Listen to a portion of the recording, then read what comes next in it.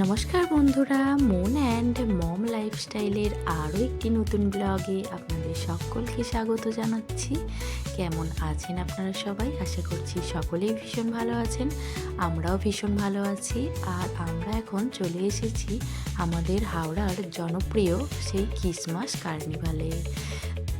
এই কার্নিভাল আমাদের বাড়ির খুব কাছাকাছি অনুষ্ঠিত হয়, তাই প্রথমে আমরা বাড়িতে আজকে ক্রিসমাস সেলিব্রেশন করলাম। তারপর আমরা মুনসোনা, আমি আর ওর পাপা তিনজনে মিলে চলে এসেছি এখন হাওড়ার ক্রিসমাস কার্নিভালে। 25শে ডিসেম্বর আসা মানেই কিন্তু শীতকালের মজাটাই একটু অন্যরকম হয়ে যায়, তাই না বলুন? চারিদিকটা কত সুন্দরভাবে সেজে ওঠে যিশুর জন্মদিন উপলক্ষে। আর তারপরেই তো আছে 31st নিউ ইয়ার সেলিব্রেশন।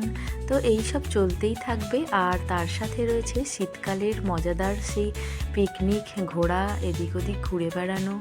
তো ভীষণ ভালো লাগে, তাই না বলুন? আর এখানে দেখুন, এই ক্রিসমাস কার্নিভালে তো বাচ্চাদের জন্য বিভিন্ন রকম গেমস রয়েছে। আর তার সাথে এটা যেহেতু আমাদের হাওড়ার ষষ্ঠীনারায়ণ ইকো পার্কে অনুষ্ঠিত হয়, তাই জন্য পার্কের একটা আলাদা সৌন্দর্য রয়েছে। তো সব কিছু মিলেমিশে একদম একাকার। আর এখানে দেখুন কত নাগরদোলা বসেছে আর কত সুন্দরভাবে লাইটিংয়ের মাধ্যমে সাজানো হয়েছে সব।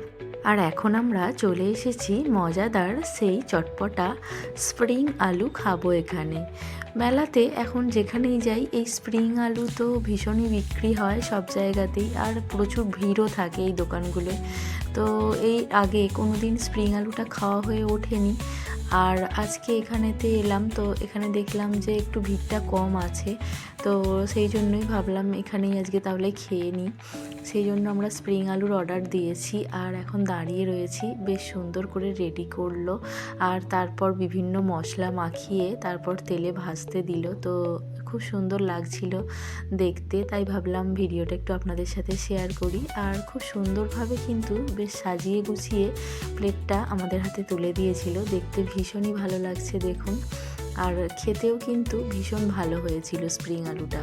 মুনসোনা তো খেয়ে প্রথমেই ফাটাফাটি বলে দিয়েছে। তারপর তো আমরাও খেলাম, সত্যি ভীষণ ভালো হয়েছিল স্প্রিং আলুটা। আর এবারে চলুন মেলাটা আর একটু ঘুরে দেখে নিই।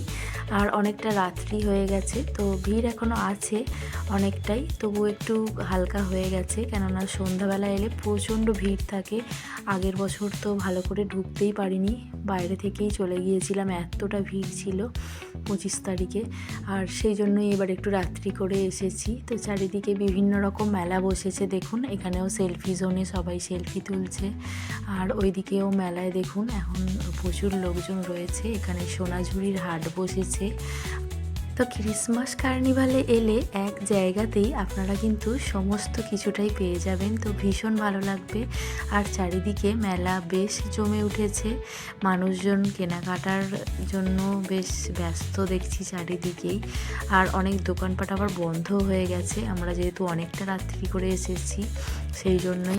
তো দেখছি চারিদিকে বাসনপত্রের দোকান, বিভিন্ন ধরনের খাওয়ার জিনিসের দোকান, বাচ্চাদের খেলনা, তারপর বিভিন্ন রকম ফুল, আচার, বিভিন্ন রকমের জিনিসে একদম মেলা পুরো ভরে উঠেছে। আর সেরকম লোকজনও, প্রচুর লোকজন ভিড় জমিয়েছে সেই মেলায়।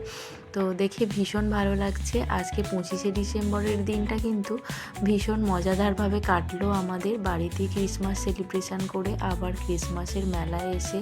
সময়ের অভাবে ভিডিওটা আনতে একটু দেরি হয়ে গেল। তো আমার ভিডিও আপনাদের ভালো লাগলে অবশ্যই একটা লাইক করবেন আর আমার চ্যানেলটিকে সাবস্ক্রাইব করে আমার পাশে থাকবেন।